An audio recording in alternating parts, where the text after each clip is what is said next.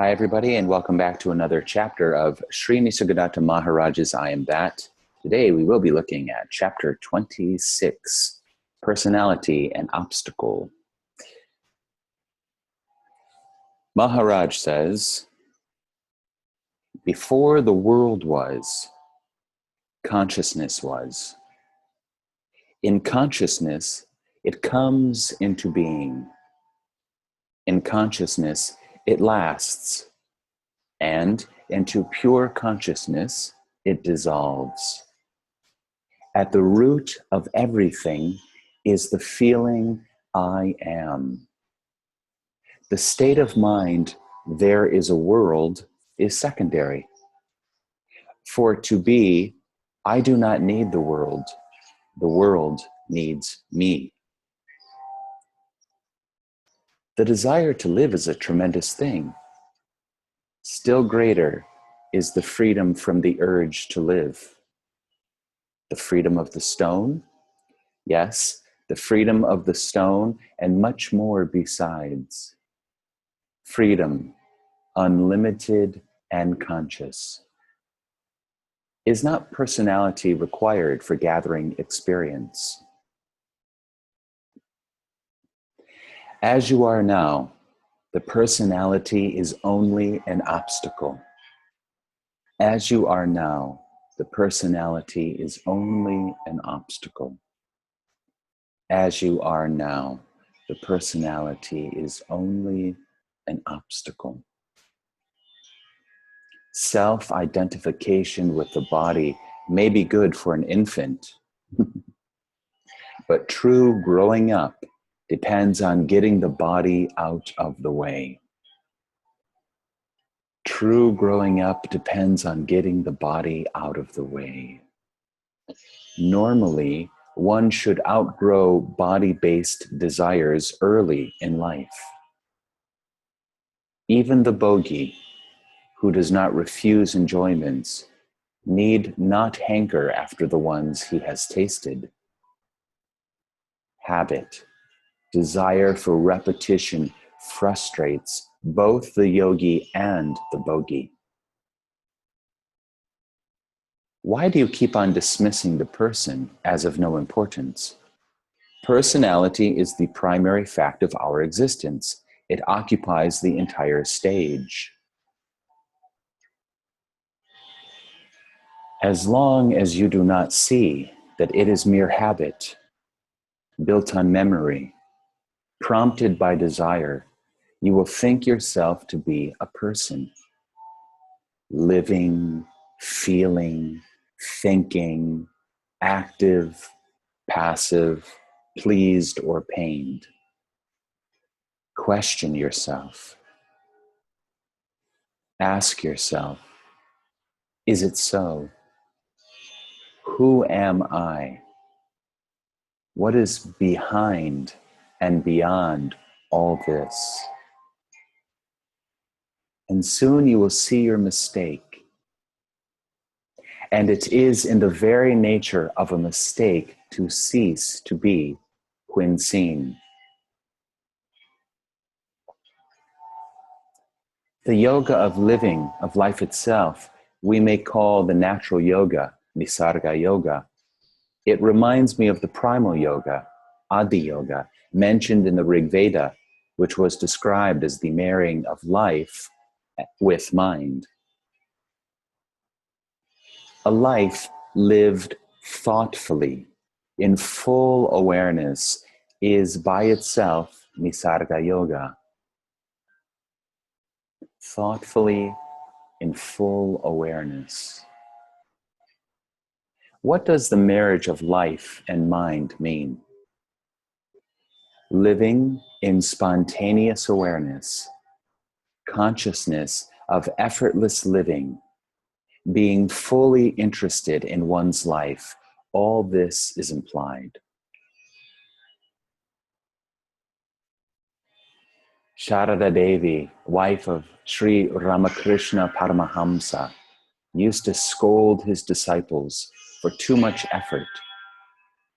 She compared them to mangoes on the tree, which are being plucked before they are ripe. Why hurry, she used to say. Wait till you are fully ripe, mellow, and sweet. How right she was. There are so many who take the dawn for the noon, a momentary experience for full realization, and destroy even the little they gain by excess of pride. Humility and silence are essential for a sadhaka, however advanced. Only a fully ripened jnani can allow himself complete spontaneity. Humility and silence. Humility and silence. Humility and silence. It seems there are schools of yoga where the student, after illumination, is obliged to keep silent for 7 or 12 or 15 or even 25 years. Even Bhagavan Sri Ramana Maharshi imposed upon himself 20 years of silence before he began to teach. Yes, the inner fruit must ripen. Until then, the discipline, the living in awareness must go on. Gradually, the practice becomes more and more subtle until it becomes altogether formless.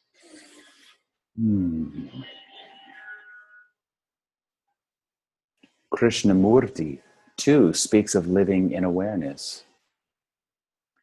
He always aims directly at the ultimate. Yes, ultimately, all yogas end in your Adi Yoga, the marriage of consciousness, the bride to life, the bridegroom. Consciousness and being meet in bliss, Satchitananda. For bliss to arise, there must be meeting, contact, the assertion of unity in duality. The assertion of unity in duality. Buddha too has said that for the attainment of nirvana, one must go to living beings. Consciousness needs life to grow. The world itself is contact, conscious contact. The totality of all contacts actualized in consciousness. The spirit touches matter and consciousness results. Such consciousness, when tainted with memory and expectation, becomes bondage. Pure experience does not bind. Experience caught between desire and fear is impure and creates karma.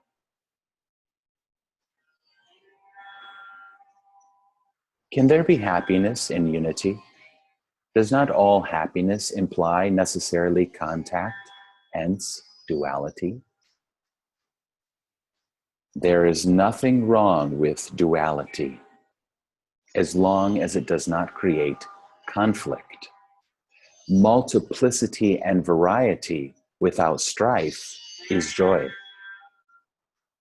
In pure consciousness, there is light. For warmth, contact is needed. Above the unity of being is the union of love. Love is the meaning and purpose of duality. There is nothing wrong with duality. There is nothing wrong with multiplicity and variety. Nisargadatta says there is variety and difference, of course. Look around you. There is great variety and difference, and yet no separation. So multiplicity and variety are beautiful expressions of the one. It's the conflict, the dualistic conflict, the butting of heads that creates the suffering. But in and of itself, of course, this is actually oneness. It's one thing or no thing expressed in a myriad of ways. As Sailor Bob has said, the nighttime isn't in conflict with the daytime. One arises, lives, and then we could say dies and passes on to the next. Wintertime does not have an issue with summertime. So change in that sense is inevitable and perfect. It's a perfect expression of oneness. The variety is beautiful. It's when there is the conflict and the fighting that the suffering begins. Even prior to that happening, of course, it's happening here in the mind, when there is identification with the imagined self, the conceptual self. I am this little person I'm thinking about, the psychological self. I am here, and everything else, everyone else is out there. Now there is fear. Now I have to protect this one. And everything else comes after that. Belief in being a person. So once again, there is nothing wrong with duality. There is nothing wrong with duality, as long as it does not create conflict. Multiplicity and variety without strife is joy. In pure consciousness, there is light. For warmth, contact is needed. Above the unity of being is the union of love. Above the unity of being is the union of love. Love is the meaning and purpose of duality.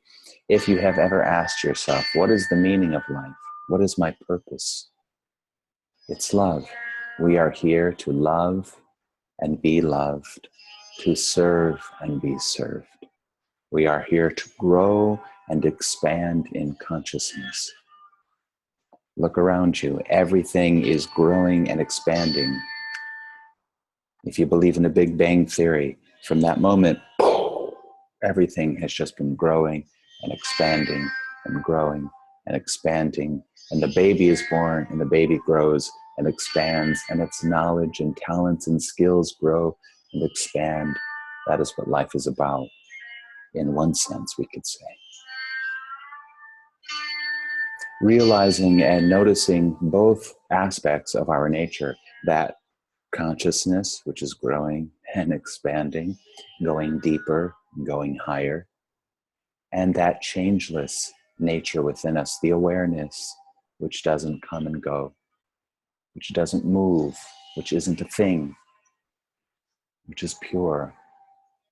And this consciousness and awareness, this context and content, the two, seemingly two, both the perfect expressions of Parabrahman, oneness, wholeness. So there is variety and difference, but no separation. Going back to the title of this chapter, the personality is an obstruction. Don't hate your personality. Don't hate anything. Everything is love, loving and lovable. Nisargadatta is simply saying, if you want truth, if you want freedom, if you want to go beyond,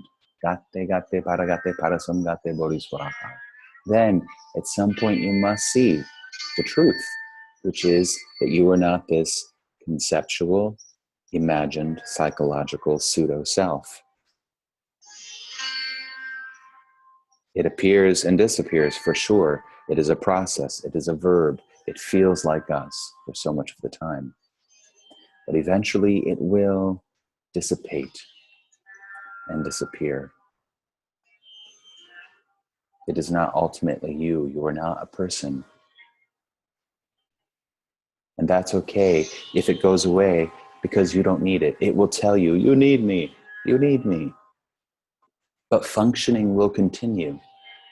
Life will continue. Sometimes it continues even better because there's no longer that psychological self affecting decisions full of desires and fears. It's pure consciousness moving in the world. Pure consciousness moving in the world, free.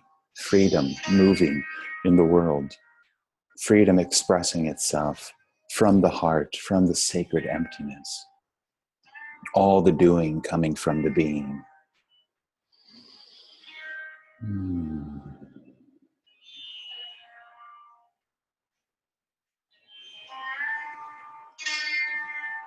So don't try to kill the ego. It would only be the ego trying to kill the ego. Don't go to war with the mind. You'll always be at war with the mind. It's just a simple seeing. It's just a dance, really. Just seeing the dance of the personality. It's not the primary thing, for sure. It's just another expression of life, of this innate, inherent aliveness which you are. Okay, thank you, everybody. Have a wonderful day. See you again for another chapter of I Am Back. Peace.